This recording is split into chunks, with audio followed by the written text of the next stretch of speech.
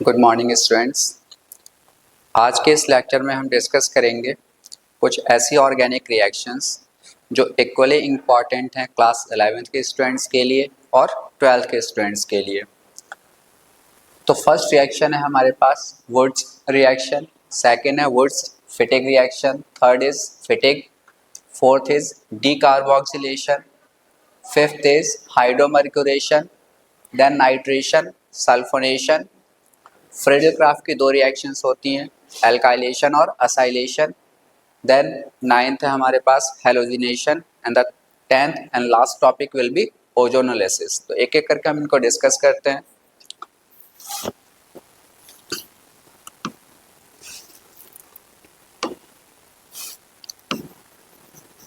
Wurtz reaction, इसमें हमें दो मॉलिक्यूल्स लेने होते हैं एल्काइल हैलाइड के, दैट इज RX। तो दो मॉलिक्यूल्स हम लेंगे एल्काइल हैलाइड के। रिएक्शन किससे कराना है? सोडियम मेटल से। किसकी प्रेजेंस में? Dry ether. तो ये दोनों एल्काइल ग्रुप आपस में अटैच हो जाएंगे और बाहर क्या निकल जाएगा आपका? NaX as a by product. तो वुड्स रिएक्शन बेसिकली यूज होती है एल्केन के सिंथेसिस के लिए। एल्केन को अगर हमें प्रोड्यूस करना है तो उसके लिए हम कौन सी रिएक्शन यूज करते हैं? Wurtz reaction. एक एग्जांपल लेते हैं, CH3 CH2 Br then Na। अब एग्जाम में अगर आपको ये रिएक्शन इस तरीके से दे दी जाए तो आपको खुद समझना होगा एल्काइल हैलाइड है, इथाइल ब्रोमाइड, सोडियम मेटल है, यहाँ पे आपको ड्राई ईथर या शुष्क ईथर लिखा होगा। तो आपको खुद अपने आप इसे 2 कर लेना है, इसे 2 कर लेना है और ये जो भी एल्काइल वाला पार्ट है इसको आप डबल करके अटैच कर दो। CH3 CH2 CH2 CH3। Ethyl है, 2 कार्बन का एल्काइल हैलाइड है, तो हमें क्या ऑब्टेन होगा? ब्यूटेन। बाय प्रोडक्ट क्या निकल जाएगा आपका? 2NaBr। यहाँ से क्वेश्चन आता है बोर्ड एग्जाम में या बेसिकली 11th के एग्जाम में कि वुड रिएक्शन से हम सिर्फ इवन नंबर के ही एल्केन्स प्रोड्यूस कर सकते हैं। इवन नंबर ऑफ एल्केन्स मतलब जिसमें 2 कार्बन या 4 कार्बन या 6 कार्बन, मतलब सिर्फ इवन नंबर ऑफ कार्बन्स होंगे, 2 4 6 8। हम अगर इस रिएक्शन से प्रोपेन, मीथेन या फिर पेंटेन, ऑड नंबर वाले कार्बन या विषम कार्बन संख्या वाले एल्केन्स प्रोड्यूस करें तो वो नहीं बनाते या नहीं बन सकता। So the second reaction is Wurtz Fittig reaction. तो वुड्स फिटिग रिएक्शन में हम एक एल्काइल हैलाइड का मॉलिक्यूल लेते हैं और एक लेते हैं अराइल हैलाइड का। अराइल हैलाइड मतलब बेंजीन पे हेलोजन होगा। रिएक्शन कराएंगे सोडियम मेटल से ड्राई ईथर या शुष्क ईथर की उपस्थिति में। सिंपल है, दोनों हेलोजन सोडियम के साथ रिमूव हो जाएंगे और एल्काइल आपका बेंजीन पे अटैच हो जाएगा and we will get alkyl benzene.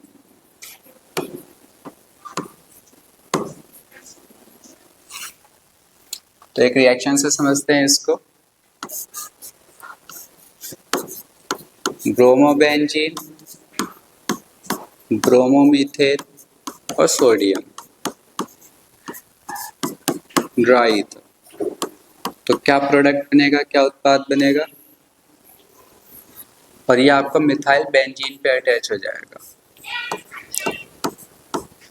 तो ये बन गया आपका टॉलिन, जो कि इसका कॉमन नेम है। IUPAC नेम इसका क्या हो जाएगा? Methyl benzene. तो ये और बाहर क्या निकल जाएगा आपका? 2NaBr। अब थर्ड रिएक्शन जो कि सोडियम मेटल से ही रिलेटेड है वो है फिटिग रिएक्शन। फिटिग रिएक्शन में हम दो मॉलिक्यूल्स लेते हैं हेलोएरीन के। ओके, यहाँ पे एल्काइल हैलाइड नहीं यूज करना है, दोनों मॉलिक्यूल्स हेलोएरीन का होगा। सोडियम मेटल से रिएक्शन है ड्राई ईथर में, तो ये दोनों बेंजीन आपस में अटैच हो जाएंगे and we will get this molecule as biphenyl. और ये जो दोनों हेलोजन थे वो सोडियम के साथ चला जाएगा 2NaX।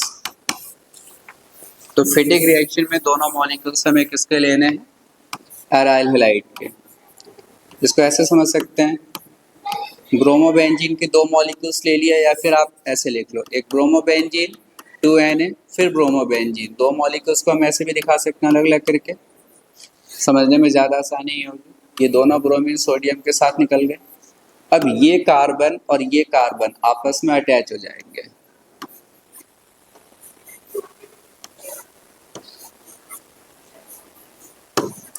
और ये मॉलिक्यूल क्या बन गया आपका, बाइफेनाइल। ठीक है, यहाँ पर हमने इन दोनों कार्बन्स को अटैच करा के दिखा रखा है, यहाँ पे इन दोनों को, इससे कोई फर्क नहीं पड़ता, मैं इन दोनों को अटैच कर दूंगा तब भी सेम ही मॉलिक्यूल माना जाएगा। और क्या बाहर निकल गया, 2NaBr। तो ये तीनों रिएक्शंस हो गए, Wurtz reaction, Wurtz Fittig reaction and Fittig reaction. Wurtz reaction से एल्केन प्रोड्यूस होता है, वुर्ट्ज फिटिक से एल्काइल बेंजीन, और फिटिक रिएक्शन से बाइफेनाइल। थर्ड रिएक्शन जो हमारे पास है वो है डी कार्बोक्सिलेशन। डी कार्बोक्सिलेशन, इसे हिंदी में हम बोलेंगे बी कार्बोक्सिलेशन। ठीक है, तो इसमें होता क्या है, हमारे पास सोडियम लवण होता है कार्बोक्सिलिक अम्ल का, उसको हम गर्म करते हैं कैल्शियम ऑक्साइड और NaOH की उपस्थिति में। NaOH लेना है और कैल्शियम ऑक्साइड लेना है, इन दोनों को हम एक साथ सोडा लाइम कहते हैं। तो सोडा लाइम की उपस्थिति में जब आप सोडियम लवण लोगे कार्बोक्सिलिक अम्ल का और उसे गर्म करोगे, तो ये जो भी एल्काइल ग्रुप है जो CONA से पहले है उसको ये वाला H मिल जाएगा, और R को H मिलते ही बन जाएगा आपका एल्केन, और बाहर क्या निकल जाएगा आपका Na2CO3। तो डी कार्बोक्सिलेशन अभिक्रिया से हाइड्रोकार्बन्स बनते हैं। डी कार्बोक्सिलेशन अभिक्रिया किसके लिए होती है, सोडियम लवण ऑफ कार्बोक्सिलिक अम्ल या sodium salt of carboxylic acid. एक एग्जांपल देखते हैं, CH3COONA, सोडियम इथेनोएट या सोडियम एसीटेट, हमने इसमें डाला NaOH कैल्शियम ऑक्साइड, हीट किया, क्या होगा, ये पार्ट जो CONA से पहले का है उसे ये वाला H मिल जाएगा, बन गया CH4। बाय प्रोडक्ट हमेशा Na2CO3 बनता है, कैसे, एक Na ये एक Na ये, तो ये हो गया Na2COO और ये वाला एक O ये, तो Na2CO3। अगर हम सोडियम बेंजोएट लेंगे, ये सोडियम बेंजोएट, सोडियम लवण किसका, बेंजोइक एसिड का, और आप इसमें NaOH और कैल्शियम ऑक्साइड डालोगे और हीट करोगे, तो क्या होगा, इस बेंजीन मतलब फिनाइल वाले पार्ट को ये H मिल जाएगा, तो आपको बेंजीन प्राप्त होगा, बेंजीन प्रोड्यूस होगा, और बाय प्रोडक्ट क्या निकलेगा, Na2CO3। तो ये है हमारे पास डी कार्बोक्सिलेशन या बी कार्बोक्सिलीकरण, जिसमें कि हम सोडियम सॉल्ट लेते हैं, किसका, कार्बोक्सिलिक एसिड का, किसकी उपस्थिति में गर्म करते हैं, सोडा लाइम, प्रोड्यूस क्या होता है, hydrocarbon, that may be alkane, alkene या फिर बेंजीन।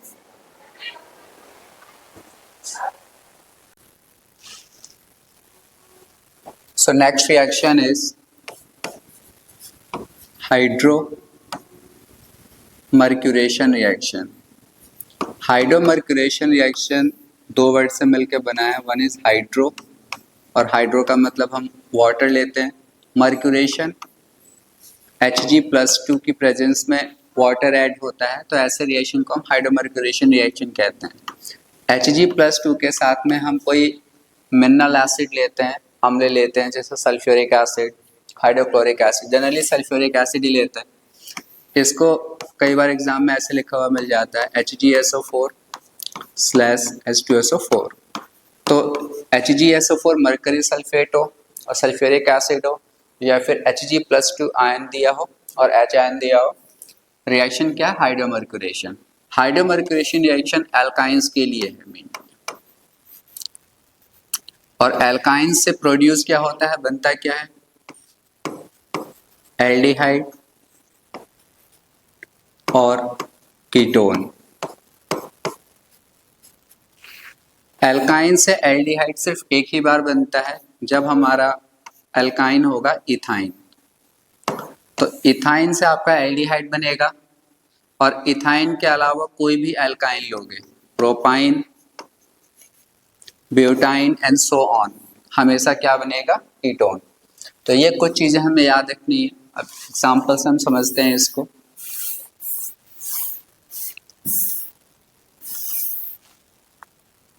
जैसे CH triple bond CH, water add करना है मरकरी आयन की प्रेजेंस में और H आयन। तो हमें याद है कि इथाइन है ये, इथाइन या इसी को हम एसिटाइलिन कहते हैं, एसिटाइलिन। तो इथाइन या एसिटाइलिन में अगर हम वाटर ऐड करते हैं, जल को जोड़ते हैं मरकरी आयन और H आयन के प्रेजेंस में, या हाइड्रोमर्क्यूरेशन रिएक्शन होता है तो एल्डिहाइड प्राप्त होता है। अब 2 कार्बन इथाइन में है तो 2 कार्बन का एल्डिहाइड क्या बनेगा, इथेनॉल। और इथेनॉल का ही सामान्य नाम क्या होता है, एसिटल्डिहाइड।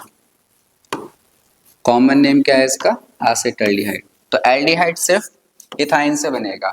इसके अलावा आप कोई सा भी एल्काइन लोगे तो हमेशा कीटोन मिलेगा। जैसे प्रोपाइन ले लेते हैं, इथाइन के बाद सबसे सिंपल यही है। इसमें हमने वाटर ऐड किया, Hg+2 और H आयन की प्रेजेंस में। अब 3 कार्बन, और 3 कार्बन से हमें पता है कि कीटोन ही बनना है, मतलब इथाइन के अलावा सबसे कीटोन बनना है। तो 3 कार्बन का कीटोन क्या होगा, कीटोन ग्रुप हमेशा बीच में होता है CO, दोनों तरफ एल्काइल ग्रुप, तो दोनों तरफ क्या लग गया, मेथाइल। तो क्या बन गया हमारे पास, प्रोपेनॉन। और प्रोपेनॉन का जो कॉमन नेम है वो है एसीटोन।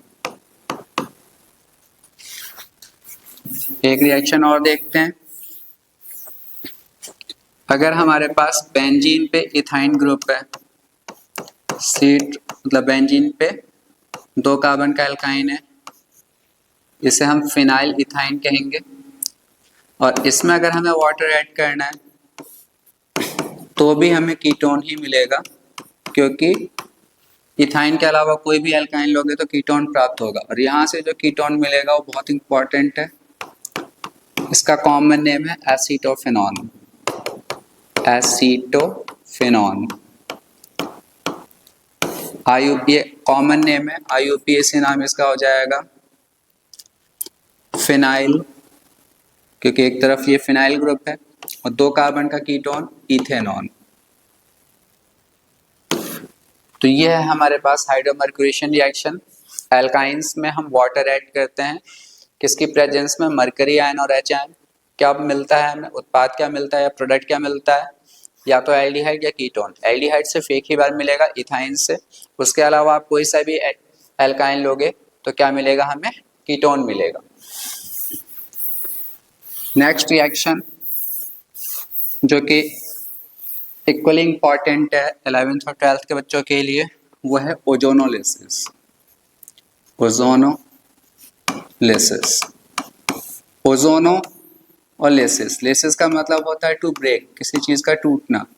उससे पहले का टर्म है ओजोन, मतलब O3 से। जैसे हाइड्रोलिसिस होता है, हाइड्रोलिसिस। हाइड्रोलिसिस का मतलब है, लिसिस का मतलब ब्रेक होना, और हाइड्रो का मतलब वाटर, तो वाटर ऐड करके किसी चीज को ब्रेक करोगे, हाइड्रोलिसिस। बिजली या इलेक्ट्रिसिटी को पास करा के किसी चीज को ब्रेक करोगे, इलेक्ट्रोलिसिस। जैसे जल का इलेक्ट्रोलिसिस होता है। तो ये कुछ टर्म्स होते हैं। तो ओजोनोलिसिस किसके लिए होता है, एल्कीन्स और एल्काइंस दोनों के लिए, लेकिन हम एल्कीन्स के लिए पढ़ेंगे, ठीक है। तो एल्कीन्स का जब ओजोनोलिसिस होता है, मतलब ओजोन से अभिक्रिया होती है, किसकी प्रेजेंस में, Zn और H2O। तो एल्कीन जो है वो एल्डिहाइड या कीटोन किसी में भी कन्वर्ट हो सकता है, वो डिपेंड करता है कि एल्कीन कैसा है। जैसे सबसे सिंपल एल्कीन हमारे पास इथीन है, और इथीन में जब मैं ओजोन जोड़ूंगा जिंक और H2O की उपस्थिति में, तो ये आपको ऐसे याद रखना है, जो भी एल्कीन आपको दिया उसको बीच में से तोड़ दो डबल बॉन्ड को, दोनों तरफ एक एक ऑक्सीजन दे दो। ओजोन में कितना ऑक्सीजन है, 3, 2 ऑक्सीजन यूज होगा, तीसरा ऑक्सीजन दे दो आप H2O को। तो H2O को O मिलते ही बन गया H2O2, hydrogen peroxide. CH2 double bond हो यहाँ से अलग होगा और यहाँ से भी, तो यहाँ से हमें प्राप्त हुआ CH2 डबल बॉन्ड हो। कितने मॉलिक्यूल्स, 2। CH2 डबल बॉन्ड होता है क्या है ये, इसको हम ऐसे लिख सकते हैं, और ये होता है आपका मीथेनॉल। मीथेनॉल इसका कॉमन नेम होता है बच्चे फॉर्मल्डिहाइड। तो आपको कुछ नहीं करना, जो भी एल्कीन दिया है उसको बीच में से डबल बॉन्ड को ब्रेक करो, दोनों तरफ ऑक्सीजन दो, आपको पता चल जाएगा क्या मिलेगा या कौन सा एल्डिहाइड मिलेगा। चलिए दूसरा एग्जांपल लेते हैं प्रोपीन का। प्रोपीन में आपको ओजोन ऐड करना है जिंक और H2O की प्रेजेंस में। आपने यहाँ से ब्रेक कर दिया, ये रफ में करना होता है, फेयर में नहीं। इधर एक ऑक्सीजन इधर एक, तो यहाँ से CH3CHO मिलेगा और यहाँ से मिलेगा CH2 डबल बॉन्ड। ठीक है, तो ये क्या प्राप्त हुआ, इथेनॉल और ये मीथेनॉल।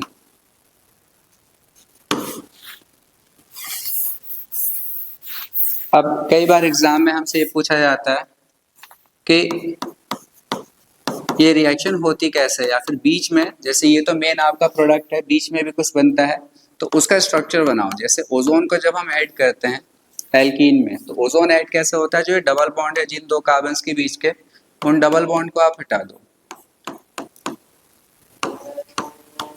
CH और CH2 के बीच में डबल बॉन्ड था, हमने हटा दिया, और यहाँ पर इस तरीके से ओजोन को जोड़ना होता है। एक झोपड़ी जैसा हट लाइक स्ट्रक्चर बन जाएगा, और ये जो स्ट्रक्चर होता है इसको बच्चे कहते हैं ozonide.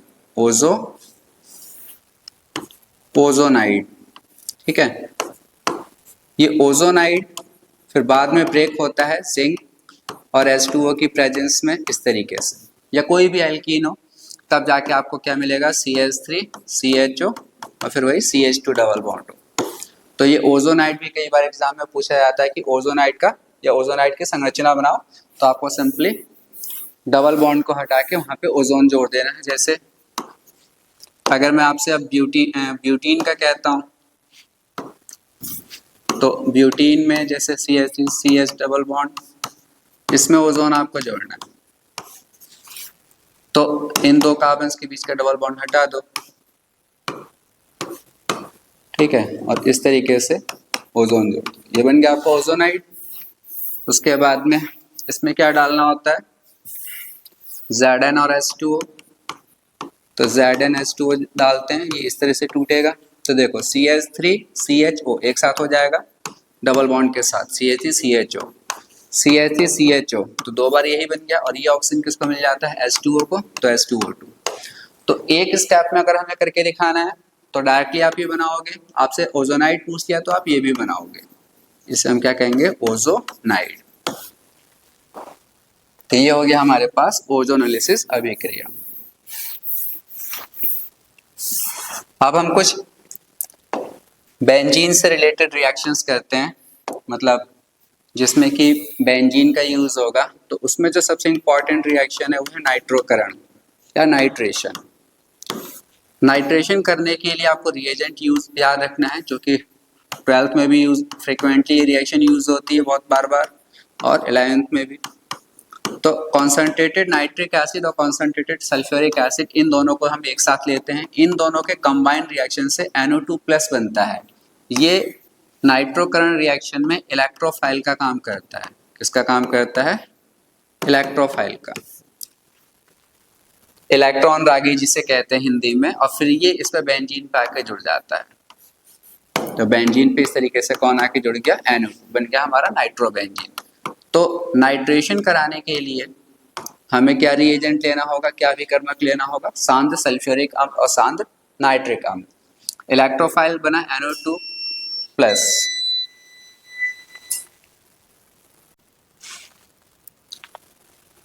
Next reaction is sulphonation reaction.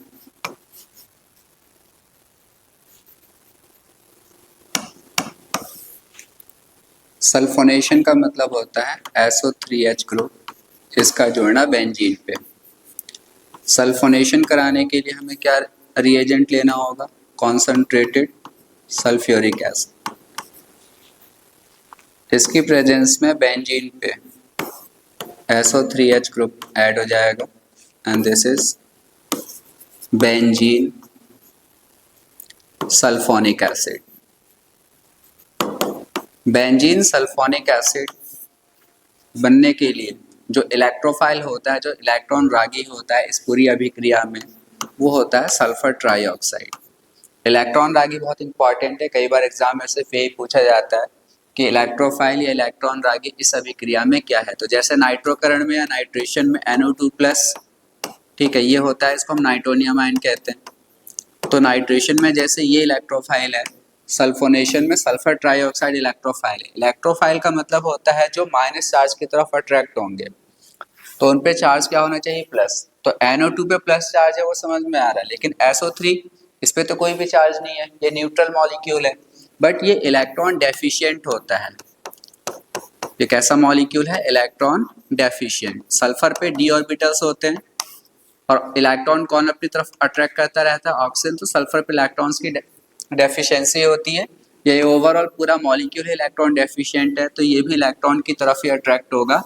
तो याद रखना है कि SO3 पे भले ही प्लस चार्ज नहीं है, लेकिन ये भी एक इलेक्ट्रॉन रागी है। सल्फोनेशन रिएक्शन के बाद हमारे पास जो नेक्स्ट रिएक्शन है वो है हैलोजिनेशन। हैलोजिनेशन का मतलब है हैलोजन का ऐड होना बेंजीन पे, और ये हर एक के लिए कॉमन होता है। तो हैलोजिनेशन रिएक्शन, हैलोजन कौन कौन से होते हैं, फ्लोरीन, क्लोरीन, ब्रोमीन, आयोडीन। इनको हम, ये ग्रुप 17 के एलिमेंट्स हैं और इनको हम एक साथ हैलोजेंस कहते हैं। जनरली हम रिएक्शन जो ऐड करके दिखाते हैं, जो हैलोजन ऐड होता है बेंजीन पे, वो क्लोरीन और ब्रोमीन है। तो मुझे अगर बेंजीन पे क्लोरीन ऐड करना है तो मुझे कोई कैटलिस्ट या उत्प्रेरक लेना होगा, जो कि FeCl3 हो सकता है, एनहाइड्रस एल्युमिनियम क्लोराइड हो सकता है, या फिर डायरेक्टली Fe हो सकता है। ये लीवियस एसिड्स हैं, तो यहाँ पे लीवियस एसिड का ही यूज होता है एज अ कैटलिस्ट, लीवियस अम्ल जिसे हम कहते हैं। तो एनहाइड्रस एल्युमिनियम क्लोराइड या फेरिक क्लोराइड या फेरिक ब्रोमाइड या खाली आयरन, ये सब इस रिएक्शन को कैटेलाइज कर सकते हैं। रिएक्शन क्या होगी, H के साथ एक Cl निकल जाएगा और एक Cl बेंजीन पे जुड़ जाएगा, तो हमें क्या प्राप्त हो गया, क्लोरोबेंजीन, बाहर के निकल गया HCl। अगर आपको ब्रोमिनेशन करना है तो आप Br2 लोगे, कैटलिस्ट इनमें से ही कोई एक लोगे। बेंजीन पे क्या जुड़ जाएगा, ब्रोमीन एंड दिस रिएक्शन, और यहाँ पे निकलेगा क्या, HBr। यहाँ पे इलेक्ट्रॉन रागी कौन होता है, तो यहाँ पे इलेक्ट्रॉन रागी, जैसे अगर आप क्लोरीनेशन कराते हो तो क्लोरीन प्लस होता है, ब्रोमिनेशन कराओगे तो Br प्लस होता है, ठीक है, प्लस चार्ज होता है, क्योंकि ये दोनों जो क्लोरीन है ये इस तरीके से टूटते हैं, एक इलेक्ट्रॉन एक क्लोरीन पे दूसरे पे कुछ भी नहीं, तो एक पे प्लस चार्ज एक पे माइनस चार्ज, हाइड्रोलिटिक फ्यूजन है, मतलब जो बीच में से ब्रेक ना हो, ऐसे ब्रेक हो। हाइड्रोलिटिक फ्यूजन का मतलब जो इस तरीके से ब्रेक हो कि बॉन्ड के दोनों इलेक्ट्रॉन्स एक ही परमाणु को मिल जाए और दूसरे को कुछ भी नहीं मिले। ऐसी ब्रोमीन, तो जब Br ब्रेक होता है तो भी दोनों इलेक्ट्रॉन्स एक को मिल जाते हैं, तो एक पे प्लस चार्ज और एक पे माइनस, ये आके जुड़ता है बेंजीन पे। तो ये इसमें अगर हमसे कोई इलेक्ट्रोफाइल इलेक्ट्रॉन रागी पूछेगा तो आप क्लोरीनेशन में Cl+, ब्रोमिनेशन में Br+। नेक्स्ट हमारे पास है फ्रीडल क्राफ्ट की रिएक्शन। तो फ्रीडल क्राफ्ट के दो रिएक्शंस हैं, दोनों बहुत इंपॉर्टेंट हैं, एल्काइलेशन और एसाइलेशन। फ्रीडल क्राफ्ट रिएक्शन, एक है इसमें एल्काइलेशन। एल्काइलेशन का मतलब एल्काइल ग्रुप का जोड़ना, R का, मतलब CH3 CH2 CH3 CH2 CH3 CH2 CH2, ठीक है, मतलब methyl ethyl propyl and so on. और एसाइलेशन रिएक्शन जो है, एसाइलेशन रिएक्शन, इसमें ये ग्रुप जुड़ता है, एसाइल ग्रुप CH3CO। इलेक्ट्रोफाइल भी आप याद रखो, एल्काइलेशन में R+, एसाइलेशन में acyl ion CH3CO+ ion. Reaction क्या होती है, तो पहले हम एल्काइलेशन समझते हैं। बेंजीन लेंगे, जो भी एल्काइल ग्रुप लगाना है वो एल्काइल हैलाइड लेंगे, कैटलिस्ट फिक्स है यहाँ पे एनहाइड्रस एल्युमिनियम क्लोराइड। लेने के लिए हम कुछ भी ले सकते हैं, FeCl3 FeBr3, लेकिन यही लेते हैं एनहाइड्रस एल्युमिनियम क्लोराइड, ये कि अच्छा लेवियस एसिड है।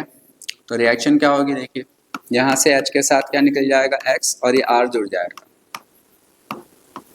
Plus HX। तो बेंजीन पे एल्काइल ग्रुप जुड़ गया, मतलब एल्काइल बेंजीन बनाने के लिए फ्रिडल-क्राफ्ट एल्काइलेशन रिएक्शन यूज होता है। अगर मैं बेंजीन दे दूं CH3Cl methyl chloride anhydrous aluminium chloride, तो बेंजीन पे यहाँ से H के साथ निकलेगा Cl और ये मिथाइल बेंजीन पे अटैच हो जाएगा, प्लस क्या निकला HCl। ये आपका मिथाइल बेंजीन जिसका कॉमन नेम बहुत इंपॉर्टेंट है टॉलीन। तो ये रिएक्शन देख रहे हैं हम, मिथाइल या एल्काइल, आर जनरल को हम एल्काइल कहते हैं। तो ये एल्काइलेशन रिएक्शन है। एसाइलेशन में बेंजीन लेना है और एसाइल क्लोराइड या एसिड क्लोराइड होता है CH3COCl एसाइल क्लोराइड, कैटलिस्ट यही रहेगा एनहाइड्रस एल्युमिनियम क्लोराइड। H के साथ क्या निकल जाएगा आपका Cl और ये पूरा एसाइल ग्रुप बेंजीन पर जुड़ जाएगा। और ये अभी हमने थोड़ी देर पहले ही देखा था कि CO की एक तरफ मिथाइल और एक तरफ फिनाइल, तो इसको हम क्या कहते हैं एसीटोफिनॉल। तो ये है फ्रिडल-क्राफ्ट की एसाइलेशन अभिक्रिया। तो ये कुछ ऐसे रिएक्शंस थे जो क्लास 11th और क्लास 12th दोनों के लिए कॉमन रिएक्शंस थे। Thank you.